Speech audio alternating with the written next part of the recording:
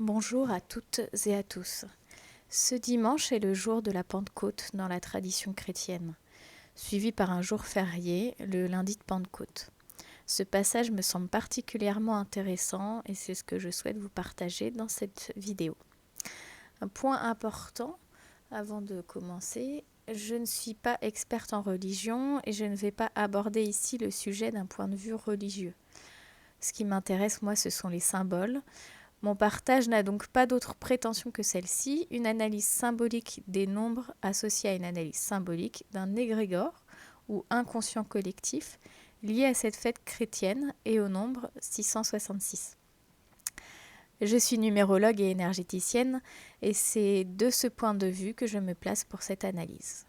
Il s'agit d'un partage, d'un questionnement intellectuel, symbolique et énergétique pour répondre à cette question. Que nous raconte symboliquement cette histoire, cette fête en ce jour particulier? La définition de la Pentecôte dans le dictionnaire Wikipédia est Pentecôte, du grec ancien 50e jour, est une fête chrétienne qui célèbre l'effusion du Saint-Esprit le 50e jour à partir de Pâques sur un groupe de disciples de Jésus. Voici la définition qui est donnée. Dans la tradition chrétienne, donc, la Pentecôte correspond à la descente du Saint-Esprit sur terre, 10 jours après l'ascension de Jésus. Il est noté également que les personnes présentes se sont vues dotées en cet instant du don de pouvoir parler une langue commune, comprise de tous et de toutes. Concernant le nombre 666, dans le dictionnaire Wikipédia, nous pouvons lire « Le nombre de la bête ou chiffre de la bête est contenu dans l'Apocalypse de Jean de Patmos du chapitre 13, verset 18. Ce nombre est généralement présenté comme 666. Cette marque doit permettre d'identifier la bête de l'Apocalypse sans qu'il soit précisé laquelle. » Fin de la citation.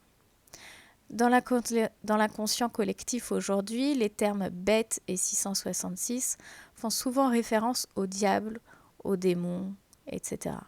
Il suffit de voir les films qui parlent d'exorcisme, de démons, pour le constater. Concernant la Pentecôte de cette année, le 6 juin 2022, je parle donc du lundi de Pentecôte qui aura lieu le 6 juin 2022. Pourquoi j'associe la Pentecôte et le 666 ? Eh bien, cette année, le lundi de Pentecôte tombe donc le 6 juin 2022 et en numérologie, 2022 est une année 6. On ajoute tous ces 2 plus 0 plus 2 plus 2 égale 6. Donc, on peut lire la date 6/6/2022 de cette manière, 6, 6, 6. Et c'est cela qui m'intéresse. Donc cette Pentecôte en 666. Actuellement, nous sommes dans une période d'intense dualité. J'en parlais dans ma présentation sur l'année 2022. Je vous mettrai la référence si vous souhaitez revoir la vidéo. Ce jour de la Pentecôte, associé au nombre 666, symbolise parfaitement pour moi cette dualité. Nous avons le symbole de la descente de l'Esprit Saint sur terre, la Pentecôte donc, la descente de l'Esprit Saint, de la lumière, du divin qui illumine et permet à tous de se comprendre dans une langue commune, associé au symbole de la bête, du diable, celui qui divise et qui soumet. C'est là pour moi tout l'enjeu de 2022. La division, la peur, la soumission et la domination, ou alors l'harmonie, l'union, la paix et la souveraineté. Que choisissons-nous ? 666, c'est numérologie. Dans ma manière d'aborder la numérologie, le nombre 666 n'a rien de négatif. Encore une fois, s'agissant de symboles, tout dépend des croyances et de la vision du monde de chacun. En numérologie, le 6 symbolise la quête d'harmonie, le service, l'altruisme, le soin, le beau, l'esthétique. Mais c'est également le choix. Souvent, on dit que l'amoureux du tarot, celui qui est l'arcane 6 dans le tarot, cet amoureux est tiraillé par un choix. Je pense qu'au-delà du choix, le 6 nous parle de positionnement. Comment je m'affirme dans mon choix? Je m'engage. Et si nous avons 3 fois un 6, et 3 fois 6 égale 18. Dans le tarot, la carte 18 est celle de la lune. Elle nous met en garde contre les illusions, les rêves irréalisables ou les cauchemars. Tout ceci n'est pas réel, nous dit-elle. Attention donc à tout ce qui est qu'illusion. Tout ce qui brille n'est pas d'or. Oui.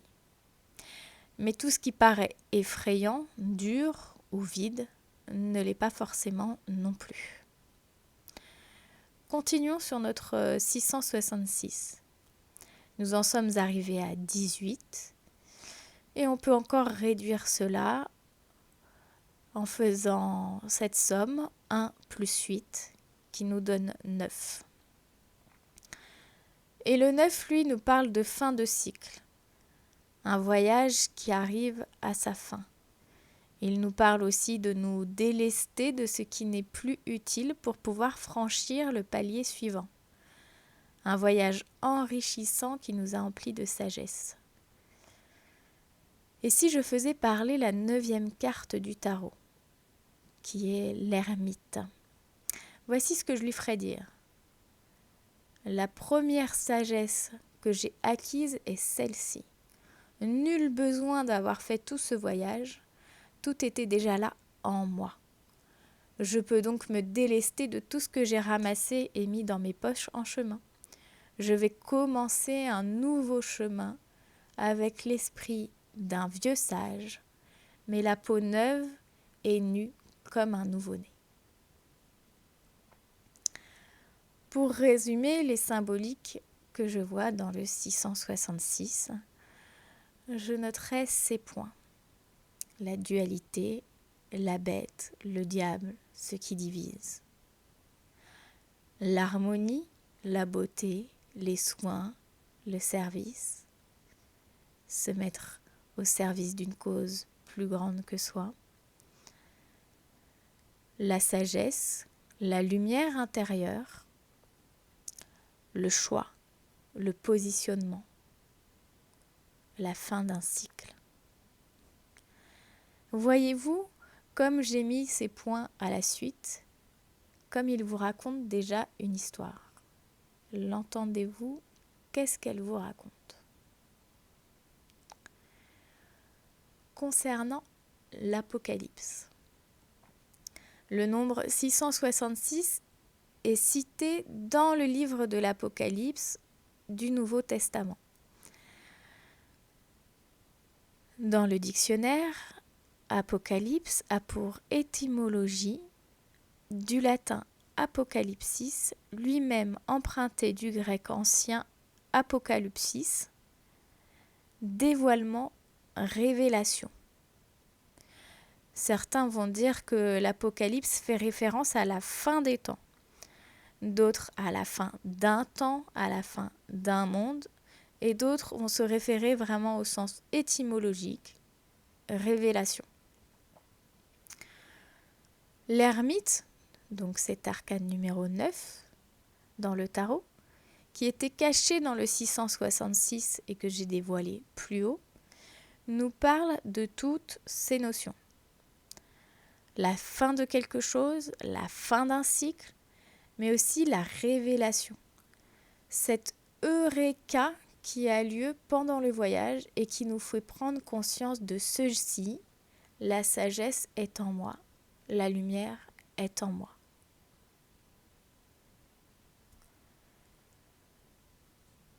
Diable, numérologie et tarot. Je vous ai parlé plus haut de la symbolique du 6 contenue dans le nombre 666. Rien de vraiment diabolique si ce n'est la question du choix. Car le diable étymologiquement est celui qui sépare, qui divise. Et le 6 nous parle de cette division intérieure, cette dualité, ce tiraillement, la difficulté à trancher justement, cette difficulté à diviser pour choisir. Donc ce qui est divisé, cisaillé, c'est notre intérieur. Mais le diable dans le tarot est la carte numéro 15. Et tient donc 1 plus 5 égale 6. Derrière le 6 se cachait donc le diable. Et il était là, le diable, ce malin. Le 6 symbolise la recherche d'harmonie, presque à tout prix. Le revers de la médaille à vouloir l'harmonie et l'unité à tout prix, c'est l'unification et donc la désindividualisation. Dans un extrême, tout le monde devient pareil et donc personne n'est lui-même. C'est peut-être là un côté diabolique du 6. Un des autres dangers du 6, c'est le besoin de contrôle. Le risque étant de vouloir dominer une situation en se positionnant en sauveur. Je souhaite vous sauver car je sais mieux que vous ce qui est bon pour vous et pour tous, pour créer cette fameuse harmonie ou pour prendre la responsabilité. Le 6 parle aussi de responsabilité. Un tel concept mène au niveau collectif à un système de un dominant qui lui garde son indépendance et son individualité, un seul indépendant dominant et une masse dominée et lissée, unifiée, souvent nivelée par le bas. Dans les extrêmes, toujours. Et le 15, le diable, nous parle de division, d'illusion, d'emprisonnement et d'addiction, mais aussi de briser ses chaînes. Et pour cela, il faut d'abord prendre conscience que l'on est enchaîné. Et enchaîné à quoi et à qui? Dualité et révélation. Nous vivons actuellement une mise en lumière de cette dualité. Le divin contre le diable, la lumière contre l'ombre. Il s'agit d'une mise en lumière, l'apocalypse, la révélation de cette dualité.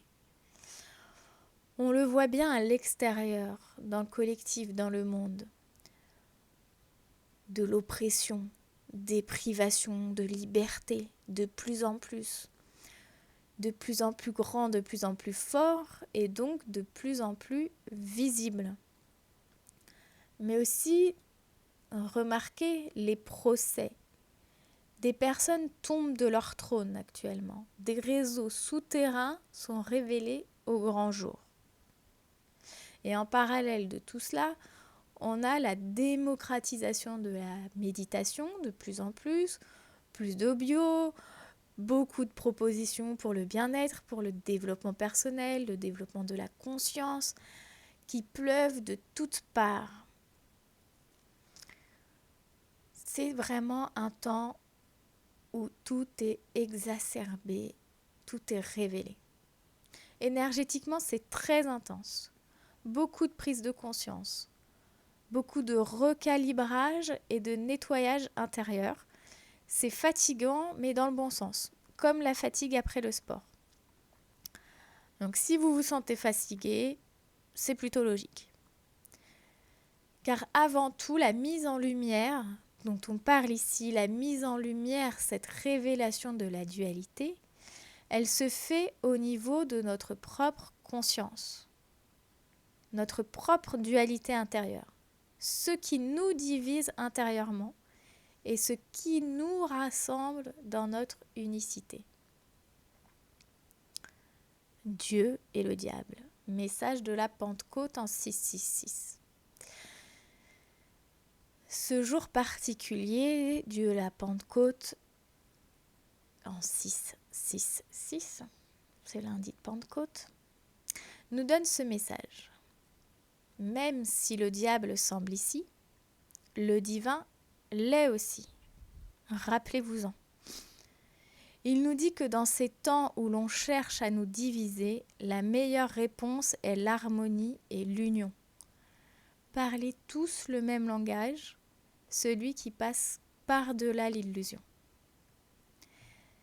Mais il nous dit également, regarde d'abord en toi. Regarde le diable que tu as créé et que tu fais vivre en toi. Regarde le divin, la lumière qui a toujours été en toi. Lequel des deux écoutes-tu ?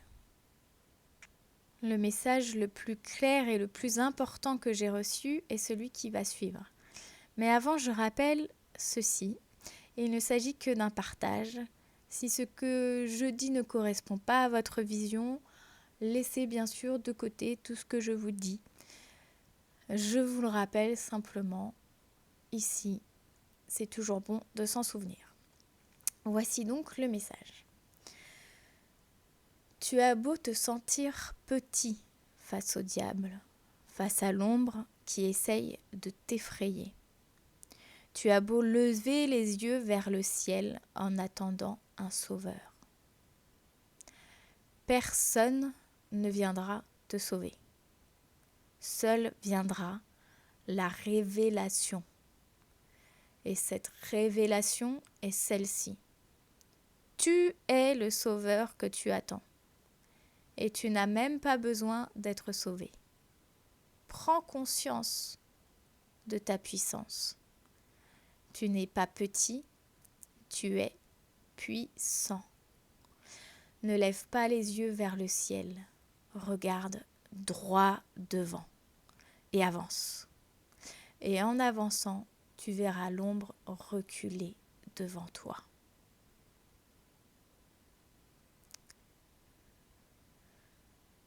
Pour finir, je vous dirai ceci. Le concept même de combat entre la lumière et l'ombre crée la dualité. Car il crée la peur. Il crée le sentiment qu'il faut se défendre. Je vous dirais que plutôt que de voir un combat ou une dualité, faire un mouvement et prendre du recul. Et voir qu'il s'agit d'un système, un mécanisme.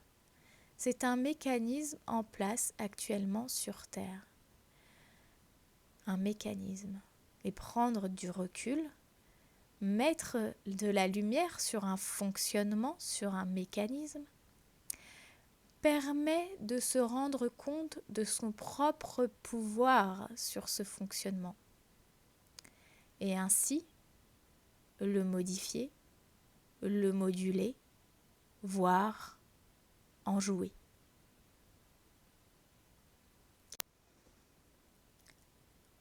Si cet article vous a plu, n'hésitez pas à le partager. Et si vous souhaitez être accompagné sur votre chemin vers plus de conscience, plus de force, reprendre votre pouvoir personnel, ou si vous souhaitez plus de renseignements sur mon accompagnement d'énergéticienne et de numérologue, vous pouvez me contacter. Vous avez toutes les informations en barre d'informations. Et je serai heureuse de m'entretenir avec vous pour en discuter. Je vous souhaite le meilleur et à très bientôt.